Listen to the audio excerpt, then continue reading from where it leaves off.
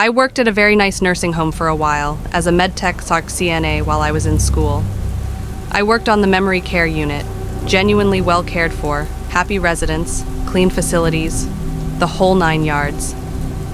One of the residents, Mr. B, had been there since opening day, and he was very particular and liked things his way. He had his seat in the dining room. He got exactly 3 scoops of strawberry ice cream after dinner. He sat in his chair by his window until exactly 11:30, just a grumpy lil cutie pie. Well, he inevitably died, and a new resident had moved in less than a week later with her own things, but her bed and armchair were in the same place as Mr. B's. Her first night, I had done a round and was doing whatever dumb shit I did at night, after residents were in bed, washing compression hose or something, and the new resident comes down the hall and said, "There's a man in my room telling me to get out." We had a man who would sometimes wander, so I assumed it was him and went with her to her room to take him back to bed. Her room was empty. Assuming it was still him, I tucked her back in and went to find him. No one was up, and the wanderer was asleep in bed. Oh well, maybe she dreamed it.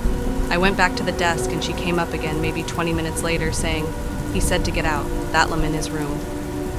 I walked her back again. Nothing.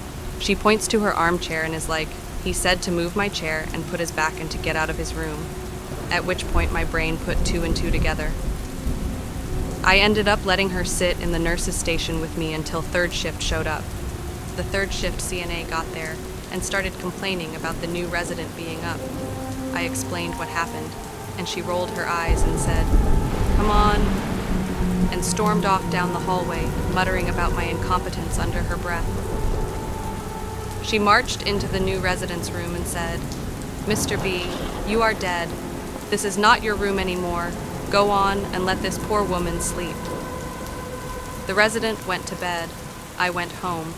And after that night, there were no more complaints of nighttime visitors from that resident. I felt kind of bad, but I didn't know how to exorcise ghost. They didn't cover that in medtech class.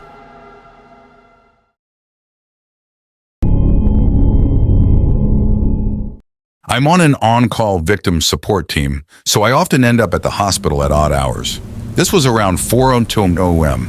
I just finished doing my thing and I was sitting in my car in the parking lot collecting myself and writing notes for my report when I see someone out of the corner of my eye. I clearly saw the blue of a hospital gown, but when I looked over, no one was there. I figure I'm just tired and riding out the adrenaline of the call, so I go back to doing my thing. After a few minutes, I once again spot something out of the corner of my eye. This time when I look up, someone is there. Standing on the curb in front of the hospital, I see a man in his mid to late 50s, thin hair up top, no facial hair.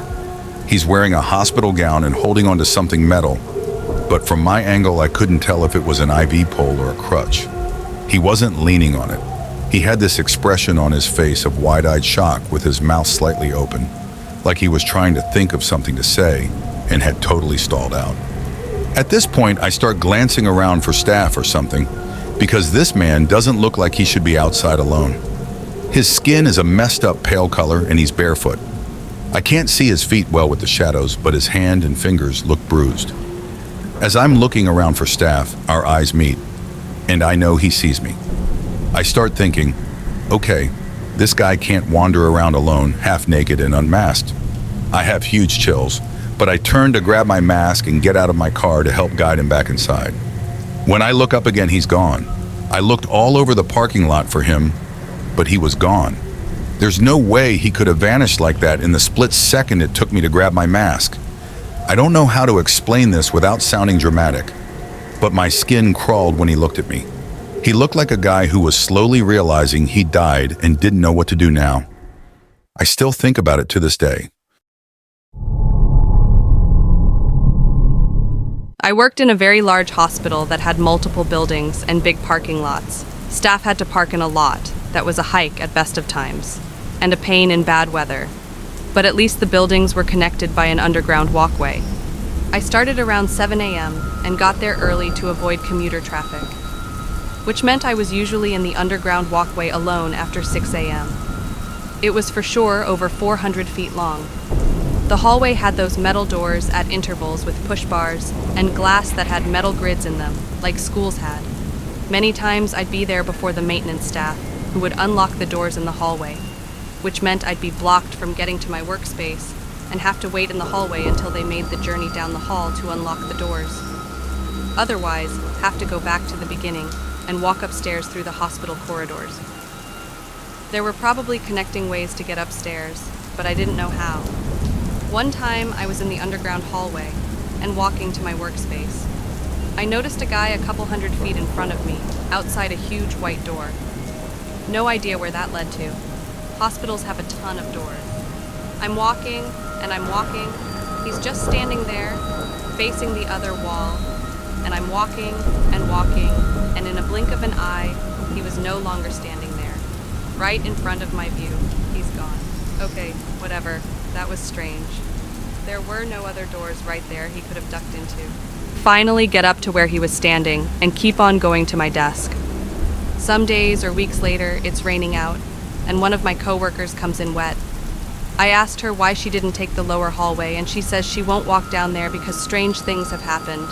I asked for more info, and she says she's worked there for years, and many workers have seen people standing there and then vanish in a blink outside the door. What door? The big white door? Yes. She says that's the morgue door, and she's having none of that after seeing someone blink out of existence as she was walking down that hallway. I casually asked other workers if that was the morgue door, and they confirmed it was. I only took that hallway one more time while working in that hospital.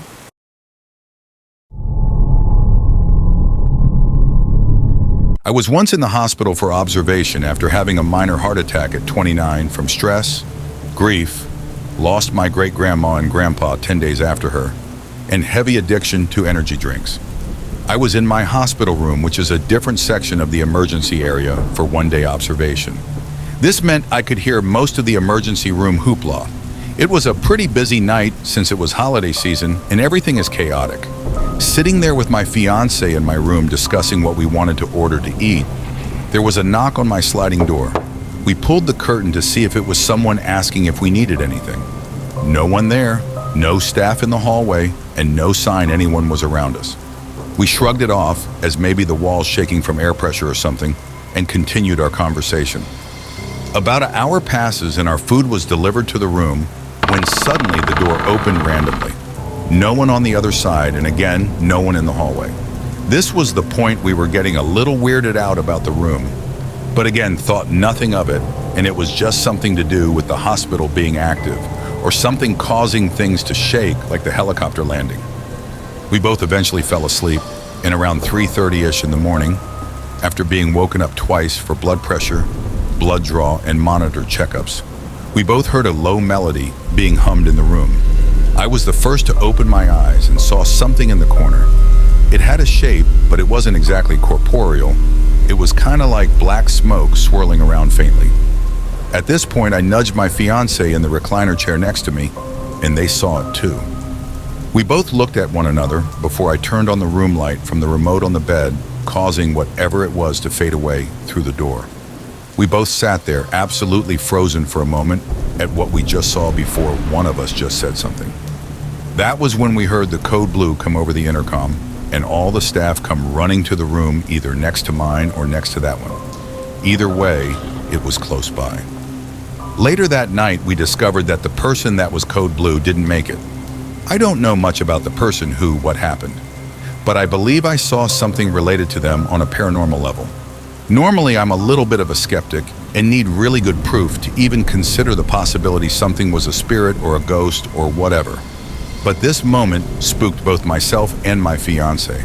I don't know if what we saw was a spirit of the person who passed by us, a reaper, a phantom, or something with logical explanation. All I know is it now lives in my memory, and my fiance and I will never forget it.